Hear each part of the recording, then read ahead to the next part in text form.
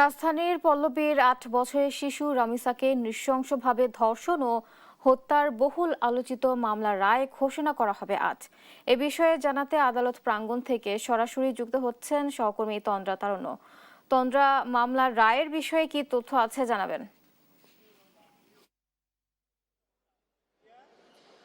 বুবলি, দেশের ইতিহাসে আজকে কিন্তু প্রথম, যদি বলি ভুল হবে না, যে এইবারই প্রথম একটি শিশু রামিসা হত্যা ও ধর্ষণ ও হত্যা মামলার যে রায়, সেটি কিন্তু খুব দ্রুততম সময়ের মধ্যে যে বিচারিক কার্যক্রমটি রয়েছে, সেই বিচারিক কার্যক্রম কিন্তু খুব দ্রুততম সময়ের মধ্যে সম্পন্ন করা হচ্ছে। এবং একটু জানিয়ে রাখি যে এর আগে যদি বলি যে মাত্র 4 কার্য দিবসের মধ্যে এই হত্যাকাণ্ডের, ধর্ষণ ও হত্যাকাণ্ডের যে আসামি বা অভিযুক্ত যারা রয়েছেন তাদের বিরুদ্ধে অভিযোগ গঠন, পরবর্তীতে তাদের বিরুদ্ধে সাক্ষ্য গ্রহণ এবং পরবর্তীতে আমরা দেখেছি যে আত্মপক্ষের যে সমর্থন সেটিও সম্পন্ন হয়েছে এবং এর পরবর্তীতে কিন্তু যুক্তিতর্কে উপস্থাপন করা হয় এবং যুক্তিতর্কের পরে আজকের দিন ধার্য করা হয় এই মামলার রায়ের জন্য।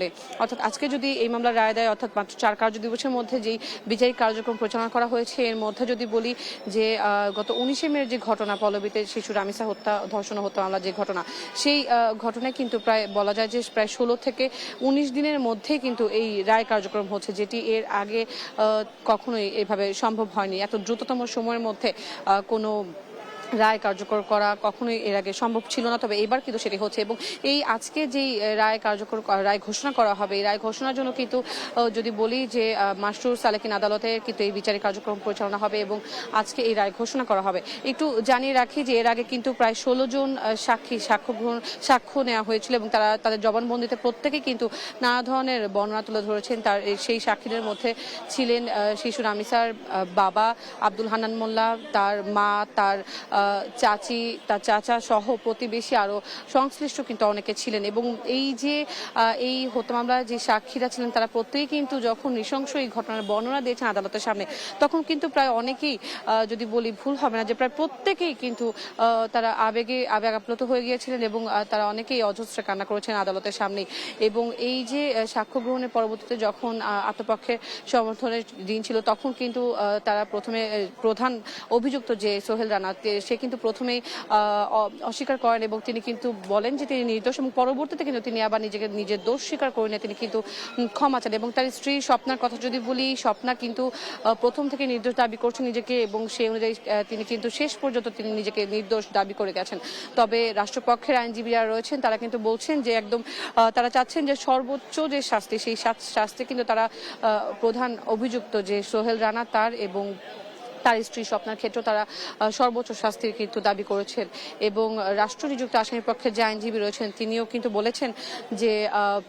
কিন্তু শেষ পর্যন্ত বলেছেন যে এই রায়ে আসলে তারা চাচ্ছেন যেন যাবজ্জীবন কারাদণ্ড দেওয়া হয় এবং পাশাপাশি স্বপ্নার জন্য, যেহেতু তিনি এখানে সহযোগিতায় ছিলেন, সেক্ষেত্রে তার জন্য সর্বোচ্চ যে শাস্তি রয়েছে 7 বছর শাস্তি, সেই শাস্তি কিন্তু তিনি আদালতের কাছে চেয়েছেন।